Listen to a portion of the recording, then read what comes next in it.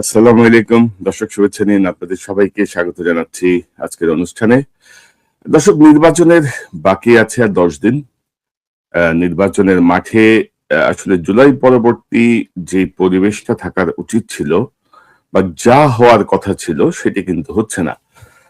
আমরা খুবই হতাশ, বিশেষত আমি খুব হতাশ যে যে বিষয়গুলো নিয়ে আমরা আগাচ্ছি, ইসলাম, ধর্ম, মুক্তিযুদ্ধ, নারী, এই যে বিষয়গুলো এখন হয়ে উঠেছে মূল উপজীব্য বিষয়, ভোটারদের মনোযোগ আকর্ষণের জন্য, ভোটারদেরকে কাছে টানার জন্য। এই জন্য আজকে শিরোনাম, এমন তো হবার কথা ছিল না, নির্বাচনের মূল ইস্যু কি নারী, ইসলাম, মুক্তিযুদ্ধ। তো আমরা একটা বিস্ময়কর ব্যাপার যদি আপনি লক্ষ্য করেন যে শেখ হাসিনা যে মূল ইস্যুতে পালালো, অর্থাৎ শেখ হাসিনার বিরুদ্ধে যে ছাত্রদের যে আন্দোলন, সে আন্দোলন টার্নিং পয়েন্ট তো হাসিনা যখন রাজাকারের বাচ্চা বলে গালি দিল, সেখান থেকে কিন্তু এই আন্দোলনটা একটা টার্নিং পয়েন্টে চলে গেল। এবং শেখ হাসিনা যতদিন ক্ষমতায় ছিল, শেখ হাসিনা কিন্তু বিএনপি এবং জামাত এই দুটো দলকেই রাজাকারের দল বলে গালি দিত। আমাদের মুক্তিযুদ্ধের স্বাধীনতার ঘোষক এবং মুক্তিযুদ্ধের সেক্টর কমান্ডার জিয়াউর রহমানকে পর্যন্ত তারা পাকিস্তানের এজেন্ট বলে প্রতিষ্ঠিত করার চেষ্টা করেছিল। এবং বিস্ময়কর হচ্ছে যে যে লোকটা এই ক্ষেত্রে অগ্রণী ভূমিকা পালন করেছিল, অধ্যাপক আবু সাইদ, হাসিনার তথ্য প্রতিমন্ত্রী ছিল, সে আবু সাইদ সাম্প্রতিক সময়ে পাবনায় আওয়ামী লীগ থেকে বিএনপিতে যোগ দিয়েছে। সো এটা আবার অন্য চ্যাপ্টার। আমি যেটা বলছিলাম যে ধরেন সম্মিলিতভাবে আপনারা দুটো দল, হাসিনার দ্বারা রাজাকারের দল, মুক্তিযুদ্ধ বিরোধী শক্তি হিসেবে হাসিনার রাজনৈতিক হাতিয়ারের হিসেবে আপনাদেরকে ব্যবহার করলো, গালাগাল করলো।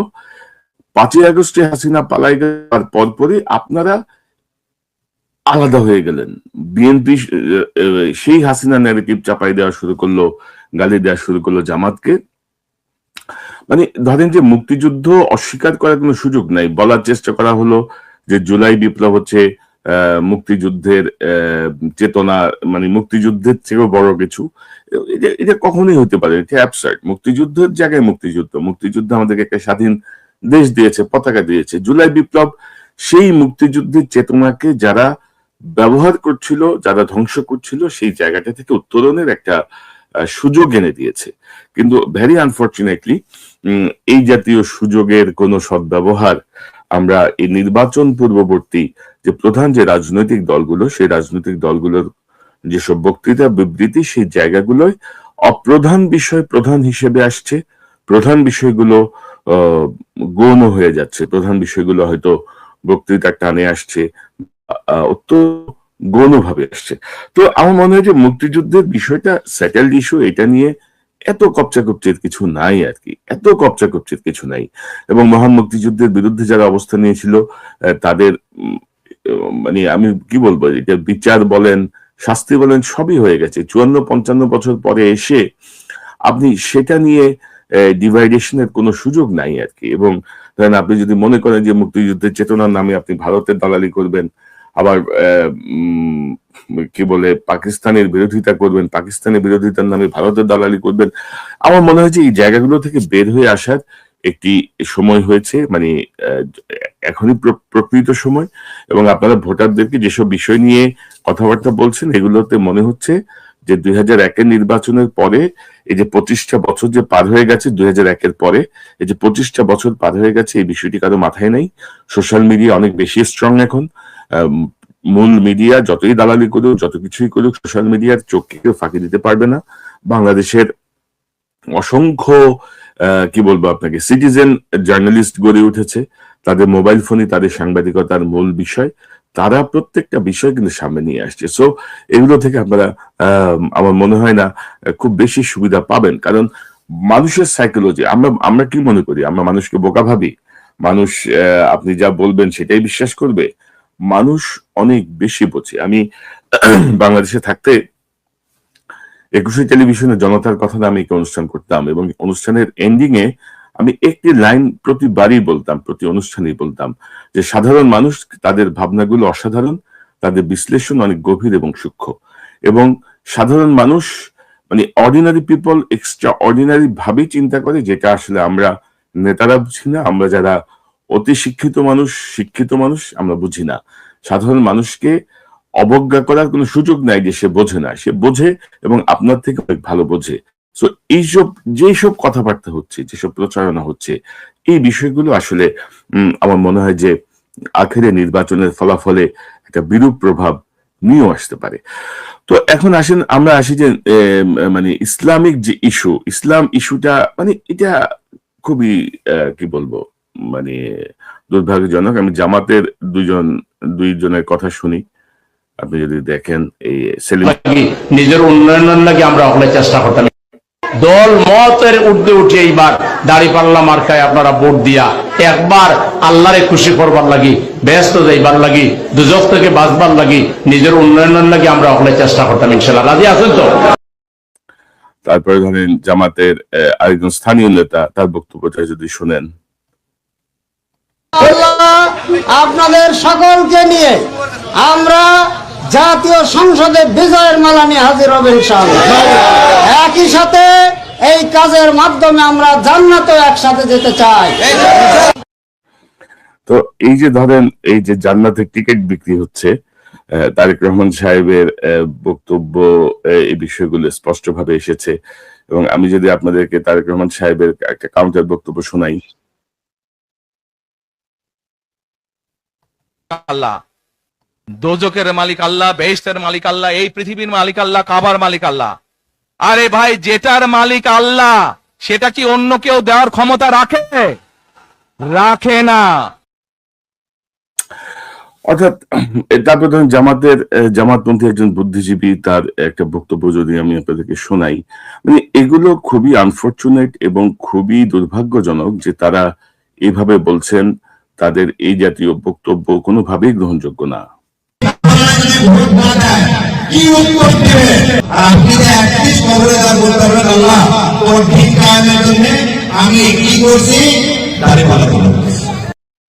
তো এই যে একটা জায়গা আর কি, এই জায়গাটা আপনারা কি মনে করেন যে মানুষের মাথায় এগুলো ঢুকতেছে যে আমি দাঁড়িপাল্লায় ভোট দিলে ভেস্তে যাব, আমি নৌকায়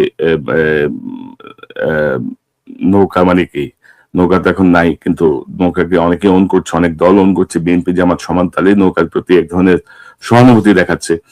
তো ধানের শীষে ভোট দিলে আমি ভেস্তে যাব, নো, ভোটের সাথে ভেস্তের কোনো সম্পর্ক নাই।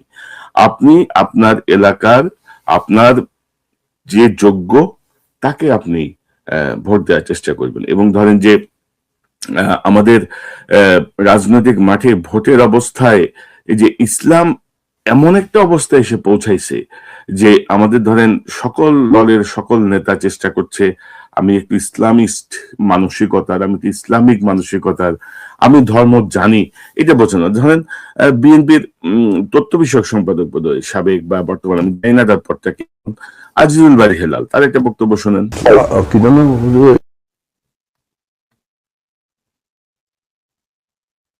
আল্লাহ বলছে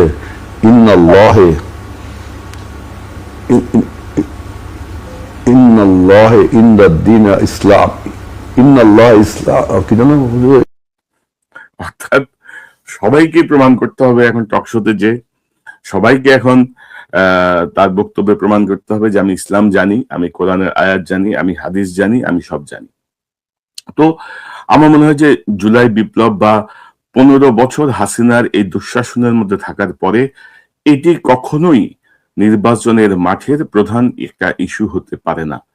এই জায়গাটা যারা করছেন তারা বাংলাদেশের মানুষকে বোকা ভাবছেন। তারা ভাবছেন যে বাংলাদেশের মানুষ সেই 2001 সালের মতো একটা অবস্থাতেই হয়তো পড়ে আছে এবং তারা যা বলবেন সেটি তারা বিশ্বাস করবেন। আমার মনে হয় না, আমার মনে হয় যে এটা একটা ভ্রান্ত পদক্ষেপ নিচ্ছেন প্রত্যেকটা রাজনৈতিক দল। একদিক থেকে ইসলামের কাউন্টার হচ্ছে, অপর দিক থেকে একদিক থেকে ইসলামের কি বলবো বেহেশতের টিকিট বিক্রি হচ্ছে, কোট আন কোট আমি যদি বলি। আরেক দিক থেকে সেটির কাউন্টার আসছে ইসলামকে নিয়ে যে রাজনীতি। আমার মনে হয় যে 2026 সালে জুলাই বিপ্লবের পরে হাসিনা পালিয়ে যাওয়ার পরের যে পরিবর্তিত পরিস্থিতি, সেই পরিস্থিতিতে এটি সম্পূর্ণ অপ্রাসঙ্গিক এবং মানে গুরুত্বহীন একটা বিষয়। ইসলাম মানুষের ধর্ম, মানুষ ধর্ম পালন করবে যার যার মতো। ভোট দেওয়ার জন্য এই ধর্মকে ব্যবহার করার কোনো সুযোগ আছে বলে আমার বিবেচনায় মনে হয় না। তারপর আসেন নারী ইস্যু। নারী ইস্যুটা খুবই ইন্টারেস্টিং ইস্যু। সাম্প্রতিক সময়ে জামাতের আমির শফিকুর রহমান সাহেবের যে twitter.com সাবেক টুইটার, এই টুইটারে একটা টুইটকে কেন্দ্র করে তো হুলস্থুল অবস্থা আর কি। মানে এটা নিয়ে তিনি বলেছেন যে যারা মানে কর্মজীবী নারীদেরকে তিনি প্রস্টিটিউট, এরকম একটা টোনে তিনি নাকি টুইট করেছেন, এমন একটা বিষয় আসছে। এর পরপরই বেশ কয়েক ঘন্টা পরেই জামাতের থেকে বলা হয়েছে যে এটি হ্যাক হয়েছে। তবে আমি যতটুকু খোঁজ নিয়েছি আসলে এই এক্স অ্যাকাউন্টটি হ্যাক হওয়ার মতো কোনো আলামত আমি পাইনি আর কি। আমি যতটুকু প্রযুক্তি বুঝি বা যতটুকু খোঁজ খবর নিই, খুব সম্ভবত এটি ধরেন এখন যারা নেতা আছেন, ধরেন তারেক রহমান সাহেব বা শফিকুর রহমান সাহেব বা অন্যান্য দলে যারা বড় নেতা আছেন, তাদের সেই সময়টা নাই যে তারা নিজেরা টুইটারে টুইট করবেন, আপনার টুইট পড়বেন, শেয়ার করবেন, সেই সুযোগ নাই। প্রত্যেকেরই অ্যাডমিন প্যানেল থাকে। আমার ধারণা অ্যাডমিন প্যানেল থেকে কেউ না কেউ কোনো না কোনো ভাবে বায়াসড হয়ে বা কোনোভাবে প্রভাবিত হয়ে, অর্থের বিনিময়ে হোক, ভীতির বিনিময়ে বা অন্য যে কোনো কারণেই হোক, এরকম একটা টুইট করেছেন। তো জামাতের আসলে বাংলাদেশে যত রাজনৈতিক দল আছে তার মধ্যে আমি মনে করি জামাত ইসলাম হচ্ছে একটা চিকন বুদ্ধির দল। মানে তারা খুব ট্যাক্টফুলি অনেক সিচুয়েশন তারা হ্যান্ডেল করতে পারে। এবং আপনি যদি দেখেন যে জামাতে একমাত্র দল যে দল বাংলাদেশের সকল রাজনৈতিক দলের সঙ্গে জোটবদ্ধভাবে আন্দোলন করেছে এবং শক্তিশালী জোট হিসেবেই তারা সেই সব দলের সাথে যুক্ত হয়েছে। তো সেই জায়গাতে জামাত এরকম একটা কাছাকাছি কিভাবে করলো? জামাত বললেই হতো যে আমরা দুঃখিত, আমাদের একটা অ্যাডমিন প্যানেল থেকে কেউ একজন বিশ্বাসঘাতকতা করে একটা বিতর্ক সৃষ্টির জন্য এমন একটা মানে বক্তব্য মার্কেটে ছেড়েছে। তো এখন ধরেন এই বিষয়টা নিয়ে আবার ধরেন যে বিএনপি দেখলাম মানে মহা খুশি, বিএনপি মহা তৎপর এই বিষয়টা নিয়ে। আমি যদি আপনাদেরকে একটু দেখাই, বেশ কয়েকটা জায়গা থেকে এটা নিয়ে কথাবার্তা বলা হচ্ছে। আমি মনে করি যে খুব ইমেচুর সিদ্ধান্ত, ইমেচুর কাজ। যেমন ধরেন যদি আপনাদেরকে দেখাই, আমি দুঃখিত, সব আসলে এক হাতে করতে হয়, আসলে একটু গোছানো মুশকিল হয়ে যায় অনেক সময়।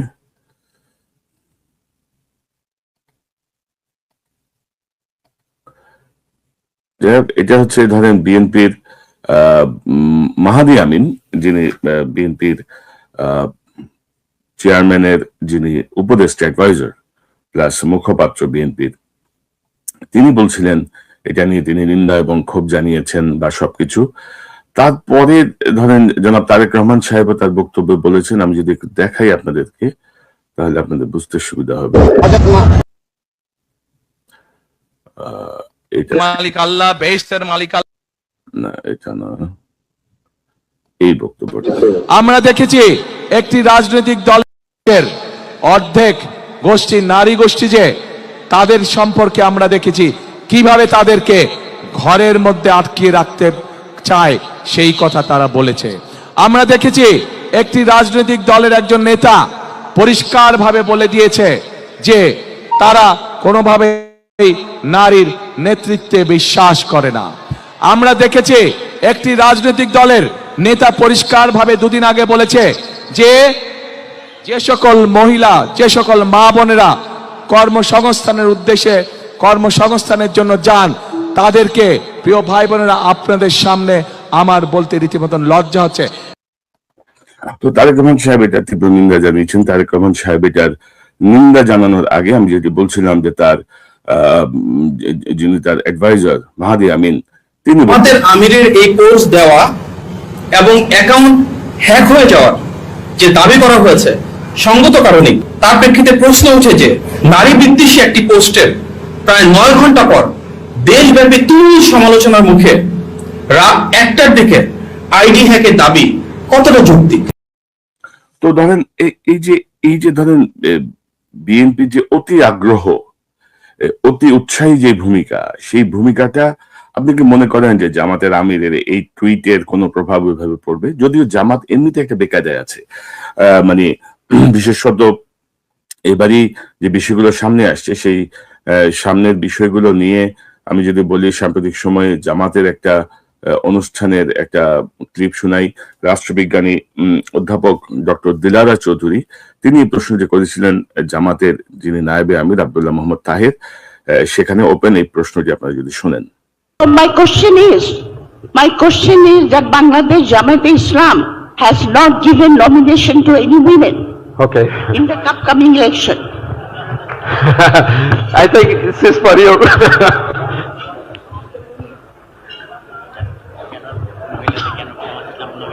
Nomination cannot then নাই. You answer please. Really, in principle, we don't have any problem and objection to nominate women in the direct election. You know, in the consensus committee, we passed some resolutions that if it is passed from next onward, every political party is bound to give 5%, at least 5% nomination for the women in a composition. Jamaat agreed on that. So, inshallah, gradually we will do it. তো এবং পরবর্তী সময়ে জামাতের আমির doctor Shafiqur Rahman সাহেব আল জাজিরার সাথে একটা ইন্টারভিউতে কিন্তু নারী নেতৃত্ব নিয়ে যে বক্তব্য দিয়েছেন, এই জায়গাগুলো কিন্তু জামাতকে এমনিতে একটা বেকায়দায় ফেলেছে। সেখানেও তিনি টেকনিক্যালি কোনো প্রশ্নের আনসার দিতে পারেন না। তিনি একবার বলছেন যে আমাদের নারীরা প্রস্তুত হচ্ছে, আবার তিনি বলছেন যে নারী নেতৃত্ব ইসলামের সাথে সাংঘর্ষিক।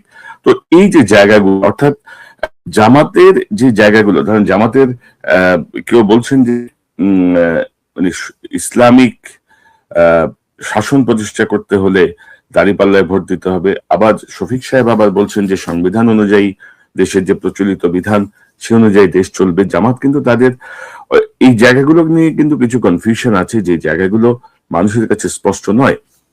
তো আমি যদি বলছিলাম যে শফিক সাহেবের ওই বক্তব্যের পরে এই যে টুইটটা, এই টুইটটাকে নিয়ে আবার বিএনপির যে অতি উৎসাহ, মানে সব মহল থেকে এটা নিয়ে যেই বক্তব্য, এটি না দিলে আমার মনে হয় ভালো হতো আর কি। এটি না দিয়ে তারা অন্য কৌশলে যেতে পারতেন, তারা সহানুভূতিশীল হতে পারতেন যে সোশ্যাল মিডিয়ায় এমন একটা বিষয় হচ্ছে, আমরা তো মনে করি না যে তারা এটা মনে করেন। তো সেটার ইম্প্যাক্টটা মনে হয় আরো বেশি হতো রাজনৈতিক ভাবে সাধারণ মানুষের মনে। তো যাই হোক, এখন ধরেন আমরা যদি একটু দেখি যে জুলাই সনদ অনুযায়ী বাংলাদেশের সকল রাজনৈতিক দল ঐক্যমত্যে ছিল যে যারা প্রার্থী হবেন তাদের 5 ভাগ, শতকরা 5 ভাগ নারী ভোটারকে তারা মনোনয়ন দেবেন। এখন আসেন আমরা দেখি যে মনোনয়নের অবস্থা কি। জাস্ট দুটো রিপোর্ট আমি যদি আপনাদেরকে দেখাই। একটা হচ্ছে আমাদের সময়ের পত্রিকা, 300 আসনে নারী প্রার্থী মাত্র 107 জন, স্বতন্ত্রের সংখ্যা 40, এবং আমি যদি আর স্পেসিফিক যদি এতে যাই, স্বতন্ত্র নারী প্রার্থীদের মধ্যে অনেকে নমিনেশন না পেয়ে স্বতন্ত্র প্রার্থী হিসেবে দাঁড়িয়েছেন। তার মধ্যে আছেন রুমিন ফারহানা, ব্রাহ্মণবাড়িয়া 2, ঢাকা 9 আসনে এনসিপি থেকে বের হয়ে এসে দাঁড়িয়েছেন ডাক্তার তাসলিম জারা। এর আগে আমি যদি আপনাদেরকে হিসাব দেখাই যে জাতীয় নাগরিক পার্টি এনসিপি 47 জন প্রার্থীর মধ্যে 3 জন নারী আছে, সমাজতান্ত্রিক দল মার্ক্সবাদী 10 জন, বাসদ 4 জন নারী প্রার্থী দিয়েছে। এছাড়া ইনসানিয়াত বিপ্লব বাংলাদেশ ও জাতীয় সমাজতান্ত্রিক দল জেএসডি 6 জন করে নারী প্রার্থী মনোনয়ন দিয়েছে। জাতীয় পার্টি জিএম কাদের হাসিনার সহযোগী মনোনয়ন দিয়েছে 5 জন, গণসংহতি আন্দোলন 4 জন, আমার বাংলাদেশ এবি পার্টি 3 জন, গণ অধিকার পরিষদ 3 জন নারী প্রার্থী দিয়েছে। এবং এখানে যদি বলা হয় যে এনসিপি ছাড়া, এনসিপির এই যে তরুণ নেতৃত্বাধীন এই দলটি 47 জন প্রার্থীর মধ্যে 3 জন নারীকে মনোনয়ন দিয়ে 6% বেশি তারা যেই প্রতিজ্ঞা ছিল জুলাই সনদে সেটি তারা পূরণ করেছে। আর বিএনপির যে হিসাব, সেই হিসাবটা যদি আমি বিবিসির একটা রিপোর্ট থেকে যদি আপনাদেরকে দেখাই, তাহলে আপনারা বুঝতে পারবেন যে এটা বিএনপিতে পুরুষ কোটায় নারী প্রার্থী, জামাতে নারী প্রার্থী নেই। এটি BBC report, BBC Bangla report. এটি হচ্ছে 16 জানুয়ারি তারা এই রিপোর্টটি করেছে। এবং এখানে ধরেন যে বিষয়টি আসছে যে শুধুমাত্র জামাত ইসলাম না, জামাত সহ অন্তত 30টা রাজনৈতিক দলের কোনো নারী প্রার্থী নাই। মানে ইসলামিক দলগুলোর বাইরে যে সাধারণ দলগুলো আছে সেই দলগুলোতেও নারী প্রার্থী দিতে তারা অনীহা দেখিয়েছে। এবং বিএনপির একজন সাবেক এমপি নীলুফার মনি তিনি বলেছেন যে যারা বিএনপি থেকে নারী হিসেবে মনোনয়ন পেয়েছে তারা আসলে পুরুষ কোটায় নারী প্রার্থী, অর্থাৎ তার বাবা হয়তো এমপি, নাহলে তার হাজবেন্ড এমপি ছিল, তারা হয়তো নির্বাচন করতে পারছেন না, এমন একটা সিচুয়েশনে তারা কি বলবো নমিনেশন পেয়েছেন। তিনি বলছেন যে এটা পুরুষ কোটায় নারীর নমিনেশন পেয়েছেন। তো অনেকে মনে করছেন যে নারী প্রার্থী না দেওয়ার মূল কারণ হচ্ছে ধরেন জিতে আসতে পারবে না, ভোটারদের সঙ্গে গণসংযোগের সমস্যা, বা অনেকে মনে করছেন যে যোগ্যতার জায়গাটায় তারা কম্পারেটিভলি পিছিয়ে আছে অনেকের জায়গা থেকে। তো এই যে অবস্থাটা আর কি, ধরেন বিএনপির নারী প্রার্থীর সংখ্যা 3%-এর কিছুটা বেশি টোটাল নমিনেশনের মধ্যে। তো এই যে জায়গাগুলো এবং নারীদের মধ্যে আগ্রহের অভাব আছে এমন একটা বিষয় এখানে কাজ করে।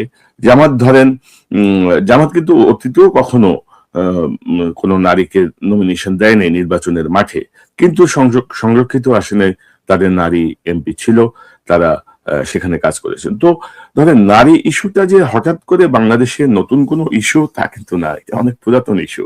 এই যে নারী ইস্যু নিয়ে যে কপচাকপচি হচ্ছে, প্রধান সকল রাজনৈতিক দলই, বিএনপি ধরেন যতগুলো নমিনেশন দিয়েছে তার 3% হচ্ছে নারী, এবং বিএনপির নেত্রী বলছেন যে এগুলো হচ্ছে পুরুষ কোটায় নারীরা মনোনয়ন পেয়েছেন। জামাত নমিনেশনই দেয় নাই, 30টা রাজনৈতিক দল নমিনেশন দেয় নাই। তো এই যে জায়গাগুলো আসলে কিভাবে ওভারকাম হবে আমি জানি না।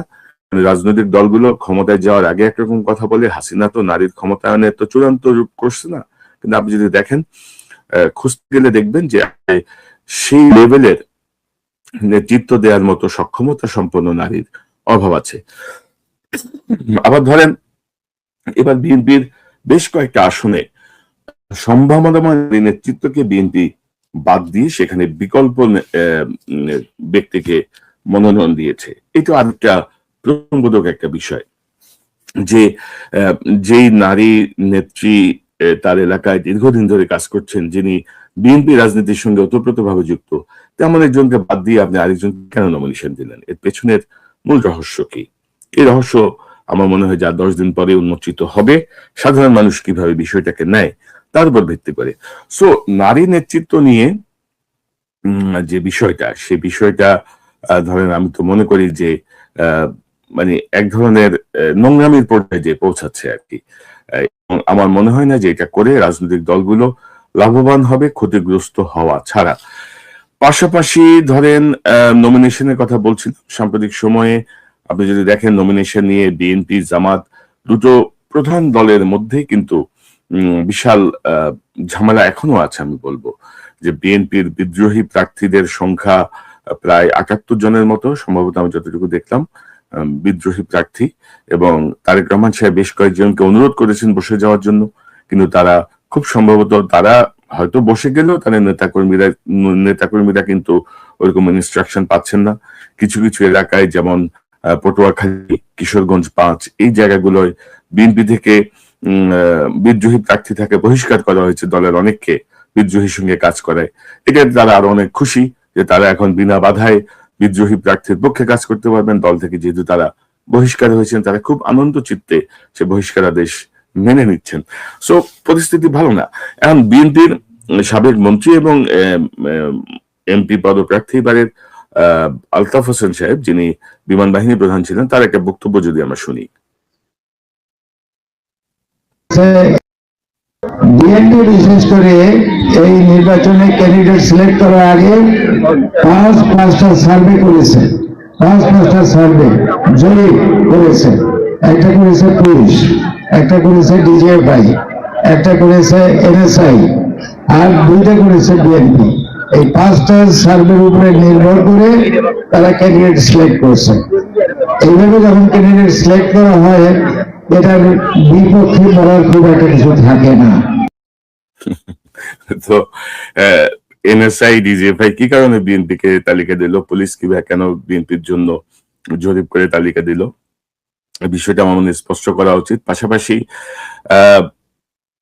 প্রার্থীদের যে অবস্থা দেখছি, আমি নিজে 4-5টা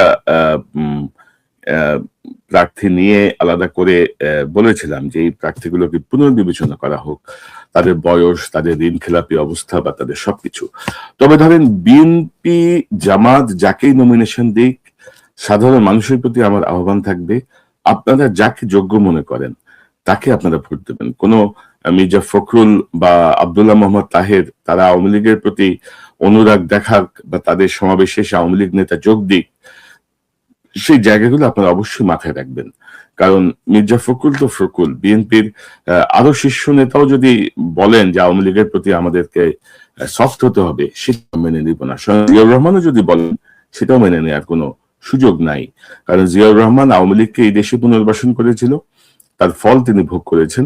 এবং এখন যদি আবার ভোটের জন্য, ভোট পাওয়ার জন্য আওয়ামী লীগের সঙ্গে যদি আমাদের কোনো মিত্রতার বন্ধনে আবদ্ধ হতে হয়, সেই জায়গাটা আমার মনে হয় না বাংলাদেশের সাধারণ মানুষ সেটিকে পজিটিভলি নেবে, ইতিবাচক ভাবে নেবে।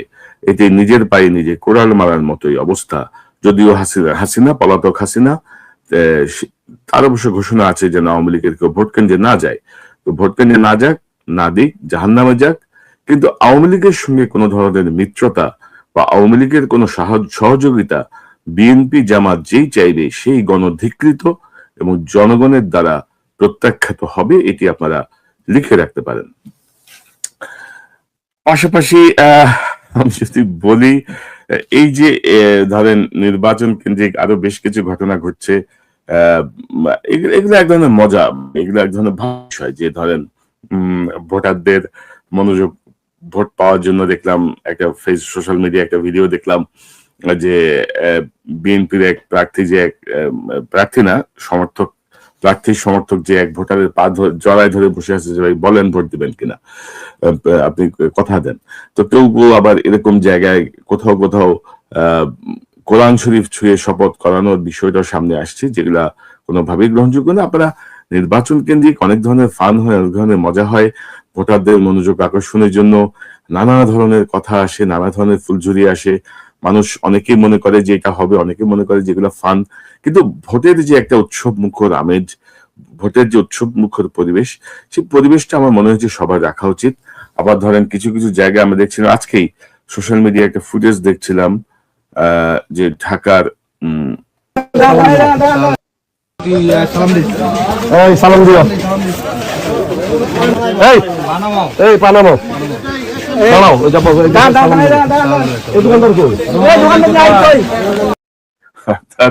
ওই যে একটা গান আছে না, কি যেন, আজিমুসান শাহেনশাহ মারহাবা, ওইভাবে ধরেন তার লোকজন সামনে যাচ্ছে, এই পানামা, এই সালাম দিস, এই দাঁড়া। তো এইসব ফাইজলামি করলে বিএনপির অবস্থা কি দাঁড়াবে? বিএনপির শীর্ষ নেতৃত্বের মনোযোগ আকর্ষণ করছি। আবার ধরেন মির্জা আব্বাসের আসনে নাসিরউদ্দিন পাটোয়ারি দেখলাম ডিমের আঘাতে মাথা মুথা ফেটে গেছে, এমন একটা ছবি দেখলাম। তো এইসব নাটকও আবার অতিরিক্ত নাটক আর কি। তো ভোটের জায়গাটায় আমরা, অনেকে আমাকে বলছেন যে ভাই আপনি আপনার অবস্থান পরিষ্কার করেন, আপনি বিএনপি না আপনি জামাত, কোন পক্ষে? আমি আসলে কোনো পক্ষেই না, আমি বাংলাদেশের পক্ষে। এবং আমি বলবো যে আমরা 15 বছরে যে শিক্ষাটা পেয়েছি, সেই শিক্ষার আলোকে দয়া করে যাদেরকে দিয়ে দেশের কাজে লাগবে তাদেরকে ভোট দেন। বেহেশতে পাওয়ার জন্য ভোট দিবেন না, দোজকে যাওয়ার জন্য ভোট দিবেন না, দোজকে যাওয়ার জন্য ভোট দিবেনই না। তো মানে পারলৌকিক বেহেশতে যাওয়ার জন্য ভোট দেওয়ার কোনো সুযোগ নাই, বা টাকার কাছে বিক্রি হয়ে যাওয়ার কোনো সুযোগ নাই, ধমকের কাছে বিক্রি হয়ে যাওয়ার কোনো সুযোগ নেই। যেমন একটা ফুটেজ দেখলাম প্রথম আলোর বোধহয় ভিডিওতে, একটু শুনেন আপনারা। 200 ভোটও যদি বাইরে ফেলেছি, আমরা ধরতে পারবো কে কে অন্য মার্কায় ভোট দিয়েছেন। আমাদের কারো কাছে যাওয়া লাগবে না, আপনাদের পিছনে আমাদের গোয়েন্দা লাগানো আছে। তো আরো 2-1টা মার্কা আছে, তাই না? এবার দোষারোপ করতে পারতেন না যে না ভাই এই ভোট গেলি আমরা দিই নাই, হাবিবপুরেরা দিছে, ওরা দিছে না। 1608 ভোট এইখানে, যদি এইখানে 1500 ভোট কাস্ট হয়, 200 ভোটও যদি বাইরে যায়, ইনশাল্লাহ আমরা মার্ক করে ফেলেছি। আমরা ধরতে পারবো কে কে অন্য মার্কায় ভোট দিয়েছেন। তো এই জাতীয় হুমকিতে ভয় পাওয়ারও কিছু নাই, এবং এই লোক সম্ভবত ধানের শীষের পক্ষে ভোটারদেরকে হুমকি দিচ্ছেন। আমার মনে হয় যে বিএনপির শীর্ষ নেতৃত্বের জায়গা থেকে এই জাতীয় বিষয় কন্ট্রোল করা উচিত, কারণ এগুলো দলকে ক্ষতিগ্রস্ত করবে, এগুলো খুব বেশি ভালো কোনো প্রভাব ফেলবে না জাতীয় নির্বাচনে। সো ধরেন আমার বক্তব্য হচ্ছে যে আপনারা অবশ্যই এবারে নির্বাচনে হাসিনার দ্বারা সুবিধাভোগী যারা বিভিন্ন ভোল পাল্টে যারা এখন ভোটের মাঠে আছে তাদেরকে অবশ্যই বর্জন করবেন। এসালামের সকল বংশধরদেরকে বয়কট করবেন। যারা ঋণ খেলাবে তাদেরকে বয়কট করবেন। যারা বাংলাদেশের মানুষের সম্পদ লুণ্ঠনে যুক্ত ছিল বিভিন্ন পর্যায়ে বিভিন্ন প্রক্রিয়ায়, তাদেরকে আপনারা বর্জন করবেন। কোনোভাবেই যেন আমরা সেই পুরাতন বাংলাদেশে যেন ফেরত না যাই, জুলাই বিপ্লব পরবর্তী। এবং তারেক রহমান সাহেবকে আমি ধন্যবাদ জানাতে চাই যে তার দলের কিছু কিছু নেতা ইনক্লুডিং এক টাকলা না ভোটের পক্ষে প্রচারণা চালালেও তিনি হা ভোটের পক্ষে ভোট দিতে জনগণকে আহ্বান জানিয়েছেন। এটি অবশ্যই ধন্যবাদযোগ্য, এবং আমি মনে করি যে এবারে নির্বাচনের বিষয় হবে এইসব নারী, ইসলাম, তারপরে কি বলবো মুক্তিযুদ্ধ, এগুলো কোনো ইস্যু হবে না। এবারে নির্বাচনের মাঠের ইস্যু হচ্ছে আমি আওয়ামী লীগের যারা গুম খুনের সঙ্গে যুক্ত ছিল সে বিচার প্রক্রিয়াকে আমি কতটুকু এগিয়ে নিব, আমি বিডিআর হত্যাকাণ্ডের সঙ্গে যুক্ত তাদের বিচার আমি করব কিনা, অন্যায়ভাবে যেসব বিচারকরা রায় দিয়েছে, সাজা দিয়েছে, মানুষের উপর নির্যাতন চালিয়েছে তাদেরকে আমি কিভাবে অপসারণ করব, আমি আমার পুলিশ বাহিনীকে কিভাবে সাজাবো, আমি আমার প্রশাসনকে কিভাবে একটা স্ট্যান্ডার্ড লেভেলে পৌঁছাবো, প্রশাসনকে কিভাবে আমরা দুর্নীতিমুক্ত এবং দলীয়করণ মুক্ত করব, হাসিনার ভূতদেরকে কিভাবে তাড়াবো, আমার সেনাবাহিনীকে কিভাবে আরো শক্তিশালী করব, আমাদের ভারতের সাথে আমাদের নীতিটা কি হবে, আমরা কি আবারও ভারতের পায়ে লুটিয়ে পড়বো, নাকি ভারতের সাথে আমাদের একটি সম্মানজনক প্রতিবেশীর ভূমিকায় আমরা অবতীর্ণ হতে পারবো। এই জায়গাগুলো হচ্ছে আমাদের মূল জায়গার বিষয়। হাসিনার বিচার কিভাবে হবে, যারা দেশ থেকে সম্পদ লুণ্ঠন করে নিয়ে গেছে সেই সম্পদ আমরা কিভাবে ফিরিয়ে আনবো, আমরা কিভাবে তাদেরকে দেশে ফিরিয়ে এনে বিচারের মুখোমুখি করব। এই জায়গাগুলো বাদ দিয়ে এইসব ফালতু বিষয় নিয়ে ভোটের মাঠে যে এটাকে আমি এক ধরনের নোংরামি বলবো। আমার মনে হয় যে ভোটের মাত্র বাকি আছে আর 10 দিন, এই 10 দিনের মধ্যে এসব নোংরামি থেকে বের হয়ে এসে সুনির্দিষ্ট ঘোষণা দিন। সামনে ইশতেহার দিবেন দলগুলো, সেই দলগুলোর ইশতেহারে স্পষ্ট করেন সবকিছু। এইসব মুক্তিযুদ্ধের চেতনা, নারীর অধিকার আর ইসলামের বেহেশত, এইসব দিয়ে ভোটের বৈতরণী পার হওয়া যাবে না, অন্তত এবার যাবে না। এবং বিএনপির নমিনেশনের কথা বলছিলাম, জামাতের নমিনেশনের একই অবস্থা। জামাতের সঙ্গে এনসিপির একটা ঐক্য হয়েছে আপনারা জানেন, কিন্তু বহু জায়গায় জামাত কিন্তু তার প্রার্থী এখনো সরাই নাই। তো সেটা আরেকটা জটিলতা তৈরি হয়ে আছে। অনেক জায়গায় সম্ভবত জামাত প্রত্যাহার করে নিলেও সেখানে এখন কোনো প্রার্থী নাই। তো সব মিলিয়ে প্রার্থী নির্বাচনে বা প্রার্থীর গত জায়গাগুলো থেকে যে কোনো দলই যে সন্তুষ্ট অবস্থায় আছে সেটি বলার কোনো অবকাশ নাই।